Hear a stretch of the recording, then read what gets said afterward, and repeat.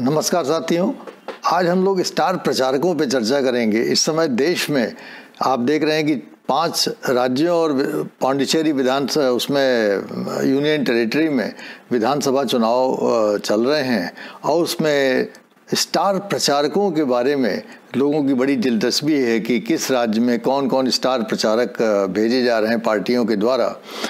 जब भी चुनाव होते हैं तो हर पार्टी ये चाहती है कि उसके बड़े दम खम के साथ चुनाव प्रचार किया जाए, उसमें उन लोगों का प्रयोग किया जाए जो कि क्राउड पुलर्स होते हैं, जिनको कि लोग पसंद करते हैं और जिनकी छवि लोगों में अच्छी होती है, क्योंकि हर पॉलिटिकल पार्टी ये चाहती है कि अधिक से अधिक क्राउड उसके कार्यक्रमों में आए, जिससे कि उनको वोटों में तब्दील किया जा सके और चुनाव को जीता जा सके। तो स्टार प्रचारकों में इस बार ख़ास तौर से कुछ दिलचस्पी इसलिए पैदा हो गई है कि 2 विषय जेनरेट हो गए हैं। 2021 में जो मार्च से मई के बीच में जो ये चुनाव चल रहे हैं राज्यों में और पांडिचेरी में, इसमें 2 बातों से खास रुचि पैदा हो गई है स्टार प्रचारकों के बारे में। पहली रुचि तो ये है कि क्या कोई पार्टी कितने स्टार प्रचारक जुटा सकती है, कितने स्टार प्रचारकों को प्रयोग कर सकती है। एक तो ये विषय वस्तु बहुत इम्पॉर्टेंट है और दूसरा विषय वस्तु ये बहुत इम्पॉर्टेंट है जो अभी हाल में देखने में आया कि कांग्रेस ने जो अपनी सूची जारी की है स्टार प्रचारकों की राज्यों के लिए, उसमें जो उसके बागी ग्रुप 23 जो कहा जाता है, G23 लीडरान जिनको कहा जाता है, जिनमें गुलाम नबी आज़ाद, कपिल सिब्बल, मनीष तिवारी, आनंद शर्मा और वगैरह तमाम लोगों के नाम है और भी बहुत सारे महत्वपूर्ण लोग हैं, उन सारे के सारे G23 के नेताओं को उसमें दरकिनार कर दिया गया है। उनको कांग्रेस ने अपनी स्टार प्रचारकों में नहीं रखा है। तो ये 2 विषय लोगों को थोड़ा सा आकृष्ट कर रहे हैं कि फिर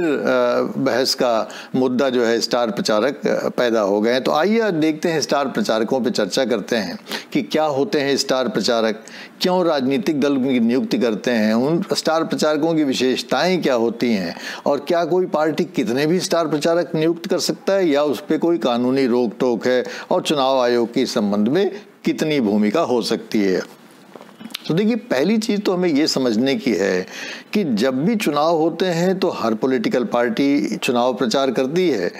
और ये चुनाव प्रचारक बहुत सारे लोग हो सकते हैं। एक्चुअली इस पार्टी के जितने भी कार्यकर्ता होते हैं सभी उनको हम चुनाव प्रचारक कह सकते हैं, लेकिन स्टार प्रचारक की जो टैग है, स्टार प्रचारक का जो टाइटल है, क्या वास्तव में वो किसी संविधान में है, किसी कानून में है? तो जहाँ तक हमारी जानकारी है, न तो संविधान और न ही किसी कानून में स्टार प्रचारक जैसी शब्दावली का प्रयोग किया गया है। लेकिन एक बड़ी खास बात यह है कि जब को पॉलिटिकल पार्टीज और इलेक्शन कमीशन के बीच में पत्राचार को देखेंगे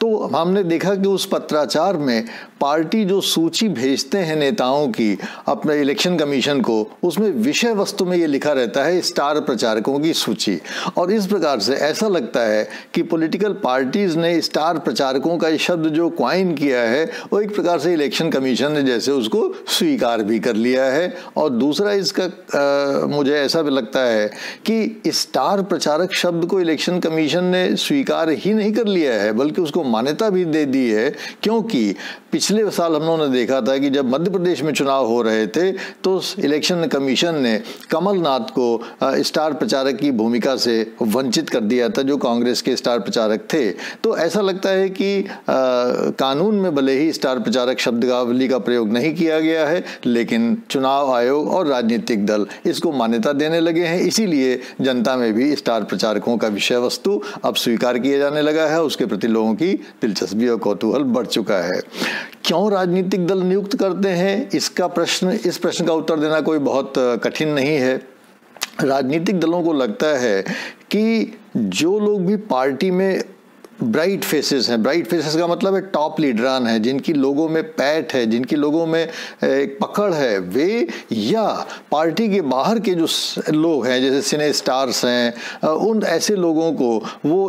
अपने स्टार प्रचारक के रूप में एक सूची इलेक्शन कमीशन को भेजते हैं। तो इसमें पार्टी के भी लोग हो सकते हैं और पार्टी के बाहर के भी लोग हो सकते हैं। तो ये ध्यान रखिएगा कि स्टार प्रचारक की सूची में ज़रूरी नहीं है कि उसी दल का व्यक्ति हो। स्टार प्रचारकों की सूची में दल से बाहर का भी कोई भी आप भी हो सकते हैं, कोई भी हो सकता है जिसको कि पार्टी समझती है कि वो उनके दल से सिंपैथी रखता है और लोगों में उसकी स्वीकार्यता है, लोगों में उसकी पकड़ है। ऐसे लोगों की ज़रूरत हर पार्टी को पड़ती है ताकि क्राउड को पुल कर सकें, क्राउड को पार्टी के पक्ष में आकृष्ट कर सकें, जिससे कि पार्टी के चुनावी जो है संभावनाएं बेहतर हों। जो लोग भी स्टार प्रचारक नियुक्त होते हैं, क्या विशेषताएं होती हैं उसमें? देखिए, विशेषताओं का जब कोई वर्णन ही नहीं है कानून में, न किसी जगह इसका उल्लेख है कि स्टार प्रचारक होता कौन है, तो पार्टी किसी भी व्यक्ति को स्टार प्रचारक के रूप में नियुक्त कर सकती है जिसके बारे में पार्टी को लगे कि वो पार्टी के लिए उपयोगी हो सकता है। हाँ, हम लोग कुछ उसके विशेषताओं का निरूपण कर सकते हैं। पहला तो वो एक गुड फेस होना चाहिए। It should be he should और she should be an attractive face in, आपने देखा होगा। और इसीलिए लोग बहुत सारे सिने स्टार्स को लाते हैं कि सिने स्टार्स के फेस बहुत अच्छे होते हैं, देखने में बड़े खूबसूरत होते हैं और लोगों में उनकी बहुत अच्छी मांग होती है। तो कभी कोई डांसर ले आता है, कभी कोई एक्टर ले आता है, कभी कोई सिंगर ले आता है, कभी कोई कुछ ले आता है। कोई भी व्यक्ति ऐसा हो सकता है जो कि लोगों को अपने तरफ आकृष्ट कर सके, अपने उसमें मैग्नेटिज्म हो उसकी पर्सनैलिटी में। एक तो ये चीज़ हुई,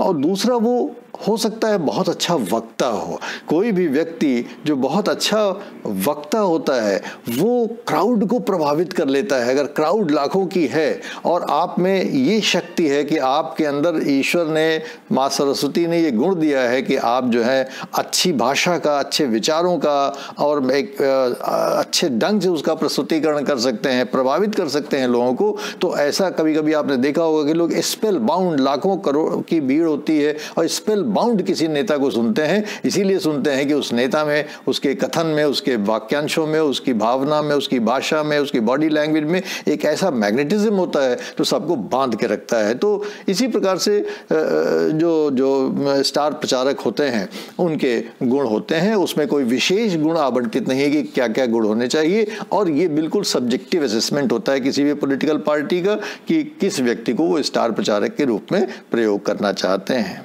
हाँ, अब ये जरूर महत्वपूर्ण है कि कोई पार्टी कितने स्टार प्रचारक नियुक्त कर सकती है, और ये आपके लिए जानना बहुत जरूरी है कि क्या इस पे कोई कानूनी प्रतिबंध है कि नहीं है।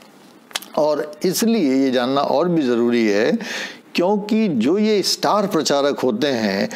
इनकी सूचना इलेक्शन कमीशन को देनी पड़ती है। तो इसका मतलब ही ये है कि ये जो स्टार प्रचारक हैं ये इलेक्शन कमीशन के रडार पे होते हैं। क्यों रडार पे होते हैं ये मैं आपको अभी बताता हूँ। और रडार पे इसलिए होते हैं कि एक बड़ा इम्पॉर्टेंट कानून है जिसको हम जन प्रतिनिधित्व अधिनियम 1951 के नाम से जानते हैं, और ये कानून, इस कानून में बहुत सारी बातें ऐसी हैं, कभी आप पढ़िएगा इत्मीनान से, अगर आपको मौका मिले, आराम से अवेलेबल है नेट पे, तो आपको लगेगा कि चुनावों को कंडक्ट कराने के लिए एक प्रकार से गीता और रामायण की तरीके से है कि इसमें हर चीज़ एक कोड बुक की तरीके से है कि कैसे कैसे चुनावों को कराना चाहिए।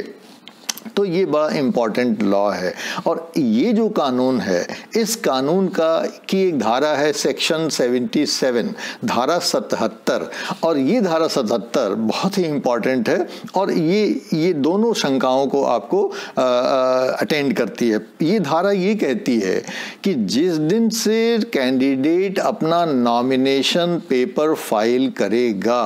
और उस दिन से लेके चुनाव के रिजल्ट की घोषणा होने तक जो भी वो एक्सपेंडिचर करेगा, वो सारे के सारे एक्सपेंडिचर उसको रिकॉर्ड करने पड़ेंगे। वो रिकॉर्ड करे या उसके प्रतिनिधि कोई रिकॉर्ड करे, लेकिन नॉमिनेशन से लेके और इलेक्शन के अनाउंसमेंट तक, अर्थात काउंटिंग डे तक और डिक्लेरेशन ऑफ रिजल्ट तक, उसको सारे दैनिक आधार पर, डे टू डे बेसिस के आधार पर अपने जो एक्सपेंडिचर्स को मॉनिटर करना पड़ेगा, रिकॉर्ड रिकॉर्ड करना पड़ेगा और उसको वो इलेक्शन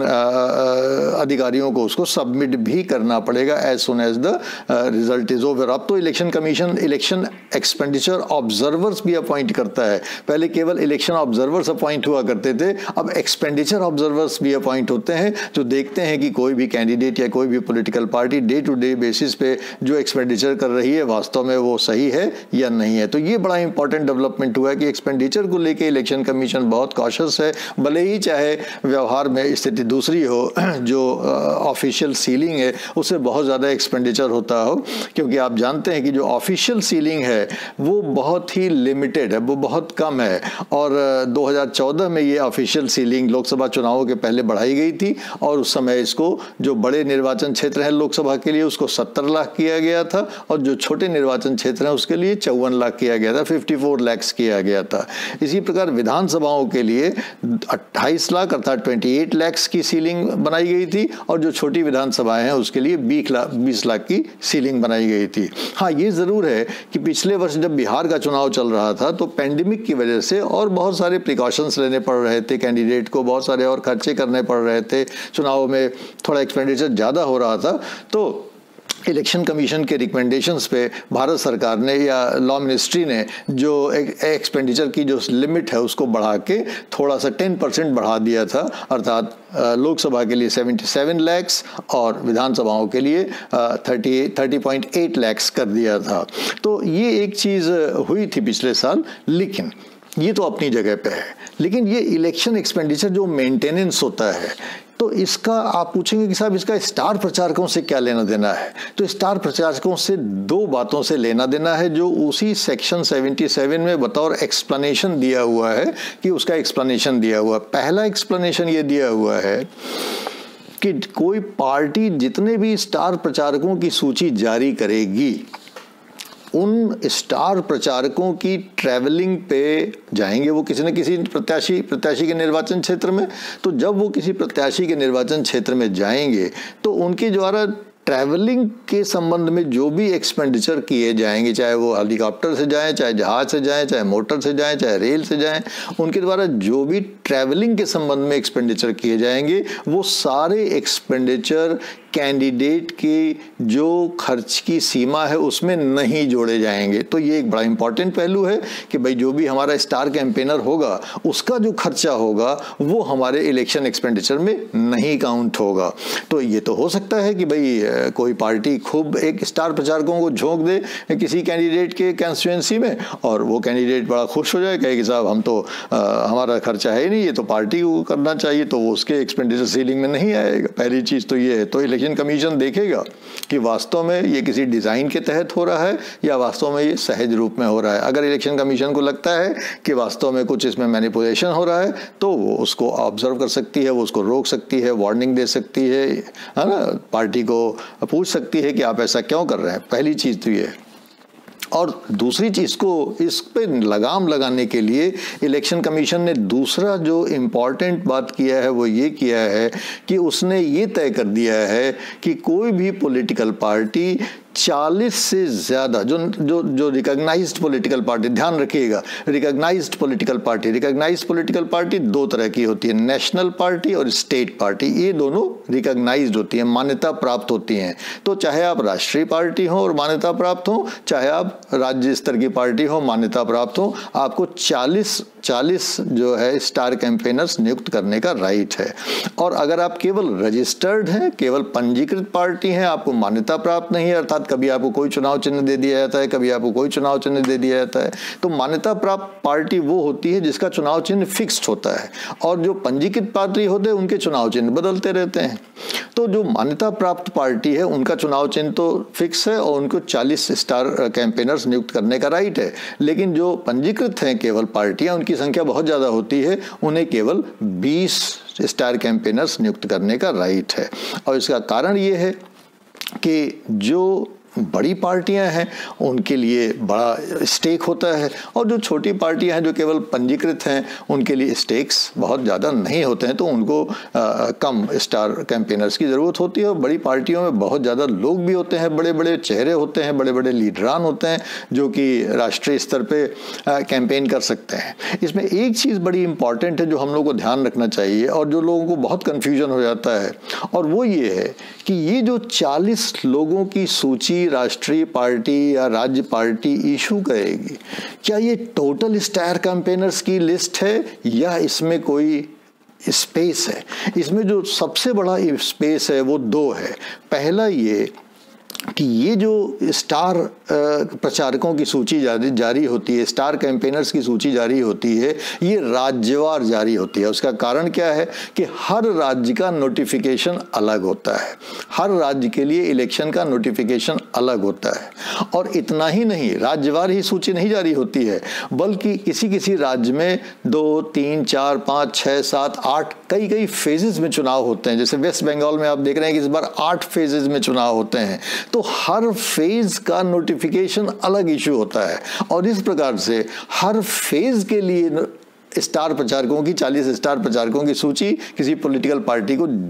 इशू करने का राइट है। तो ये दो बड़ी इंपॉर्टेंट चीज़ें, इसको ध्यान भूलिएगा मत। पहला कि स्टार प्रचारकों की सूची राज्यवार इशू होती है, और दूसरा कि किसी राज्य में जितने फेज होते हैं हर फेज के लिए अलग अलग 40 प्रचारकों की सूची कोई भी पॉलिटिकल पार्टी जारी कर सकती है। तो ये इसमें थोड़ा स्पेस है कि लोगों को, किसी को मान लीजिए आपने फर्स्ट फेज में एकोमोडेट किया, किसी को सेकंड में एकोमोडेट कर दिया, किसी को थर्ड में एकोमोडेट कर दिया, ये डिपेंड करता है। लेकिन ये एक बहुत अच्छा कैच है कि कोई पॉलिटिकल पार्टी ये नहीं कह सकती कि साहब मेरे पास तो बहुत सारे लोग हैं, 100 लोग हैं और हम तो 40 ही लोगों पे बंद गए। नहीं, ऐसा नहीं। आप एक स्टेट में कुछ लोगों को यूज़ करिए, दूसरे स्टेट में कुछ को करिए, तमिलनाडु किसी को भेजिए, केरल किसी को भेजिए, पौंडीचेरी किसी को भेजिए, आसाम किसी को भेजिए, वेस्ट बंगाल किसी को भेजिए। इस तरह से आप बहुत सारे लोगों को एकोमोडेट कर सकते हैं। तो ये हमें ध्यान रखना चाहिए कि हाँ, ये ज़रूर है कि पिछले साल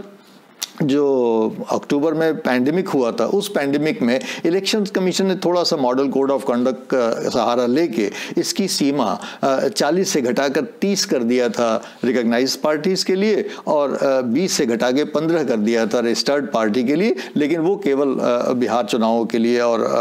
2020 के लिए था। 2021 में वो प्रतिबंध लागू नहीं है, और उसका कारण ये है कि जैसा कि हम लोगों ने देखा कि अभी वेस्ट बंगाल में, आसाम में बीजेपी ने जो अपनी लिस्ट जारी की है स्टार प्रचारकों की, इलेक्शन कमीशन को सूचित किया है, वो सब 40 लोगों की सूची उन्होंने दिया है। हालांकि कांग्रेस ने केवल 30 लोगों की सूची दिया है, जिससे छात्रों में ये कंफ्यूजन पैदा हो रहा है कि साहब वो 30 वाली लिस्ट ही वैलिड है या 40 की लिस्ट वैलिड है। तो ये ध्यान रखिएगा कि जो रिप्रेजेंटेशन ऑफ पीपुल एक्ट है वो कानून है ना, तो कानून में अगर 40 लिखा हुआ है तो वो अल्टीमेटली माना जाएगा 40। इस प्रकार से जो 30 का लिमिटेशन था वो पिछले साल तक लागू था, और इस साल फिर वो रिवर्ट होके 40 हो गया है। और इस प्रकार से ये अपने आप में बहुत इंपॉर्टेंट चीज़ ध्यान में रखने वाली है कि हाँ, एक चीज़ और आपको ध्यान में रखना होगा कि अगर कोई पार्टी स्टार कैंपेनर्स की सूची जारी करती है और उस कैंपेनर्स की सूची में से किसी की मृत्यु हो जाती है, कोई उस पार्टी को छोड़ देता है या उस पार्टी से निकाल दिया जाता है, या कोई ऐसी स्थिति हो जाती है कि वो पार्टी का सदस्य नहीं रहा, तो उसके रिप्लेसमेंट के तौर पर पार्टी दूसरे किसी को अपना स्टार कैंपेनर उसके सब्स्टिट्यूट के रूप में नियुक्त कर सकती है। एक बड़ा इंपॉर्टेंट चीज़ जो भी शुरू में ही हमने आपसे डिस्कस किया था वो ये है कि क्या चुनाव आयोग किसी स्टार कैंपेनर को, पार्टी के द्वारा जो स्टार कैंपेनर 40 या 30 नियुक्त किए जाते हैं, क्या चुनाव आयोग को ये राइट है कि वो किसी पार्टी के स्टार प्रचारक को उसके स्टार प्रचारक की पदवी से वंचित कर सके? तो इस संबंध में जो 2020 में मध्य प्रदेश में कमलनाथ बनाम चुनाव आयोग का केस हुआ था, उसमें चुनाव आयोग ने कमलनाथ को किसी आधार पे, किसी शब्द के प्रयोग के आधार पे उनको उनके स्टार प्रचारक होने से वंचित कर दिया था। तो जब वंचित कर दिया था तो कमलनाथ चुनाव आयोग सुप्रीम कोर्ट गए, और सुप्रीम कोर्ट ने चुनाव आयोग से पूछा कि भाई स्टार प्रचारक नियुक्त करने का राइट किसका है? तो चुनाव आयोग ने कहा कि वो तो साहब पॉलिटिकल पार्टी का है। तो सुप्रीम कोर्ट ने कहा कि जब नियुक्त करने का अधिकार पॉलिटिकल पार्टी का है तो हटाने का भी अधिकार पॉलिटिकल पार्टी का होगा, तो आप कहां से बीच में आ गए? तो इलेक्शन कमीशन को उन्होंने कहा कि नहीं, आपको हटाने का, स्टार प्रचारक को हटाने का राइट नहीं है। स्टार प्रचारक को नियुक्त करने का और स्टार प्रचारक को हटाने का अधिकार एक्सक्लूसिवली किसी पॉलिटिकल पार्टी का होता है। हाँ, अगर कोई व्यक्ति को जो स्टार प्रचारक है अगर मॉडल कोड ऑफ कंडक्ट का वायलेशन कर रहा हो तो उसको आप उसकी प्रत्याशिता से वंचित कर सकते हैं और कोई दंड दे सकते हैं, लेकिन स्टार प्रचारक के पद से नहीं हटा सकते हैं। तो ये ध्यान रखिएगा कि इस प्रकार से स्टार प्रचारकों को लेके बहुत सारे छात्रों के सुझाव आए कि इस पर थोड़ी सी चर्चा हो जाए, क्योंकि चुनाव का वक्त चल रहा है, चुनाव का मौसम है और बहुत सारे अभी स्टार प्रचारकों की नियुक्ति हो रही है और बहुत सारे स्टार प्रचारक ऑलरेडी चुनाव में अपनी भूमिका पॉलिटिकल पार्टीज के लिए निभा रहे हैं। तो मैं समझता हूं कि ये एक ऑनगोइंग विषय है जो कि करंट अफेयर से जुड़ा हुआ है, लेकिन आपके आईएएस के सिलेबस में भी रिप्रेजेंटेशन ऑफ पीपुल एक्ट वगैरह है, तो उसमें भी संभवतः कभी कोई प्रश्न इससे पूछा जा सकता है। तो मुझे लगा कि हम लोगों को इस पर थोड़ी चर्चा करनी चाहिए। अगर इस संबंध में आपको कोई सुझाव हो, कोई प्रश्न हो तो जरूर हमसे शेयर करने की कृपा करेंगे। Thank you very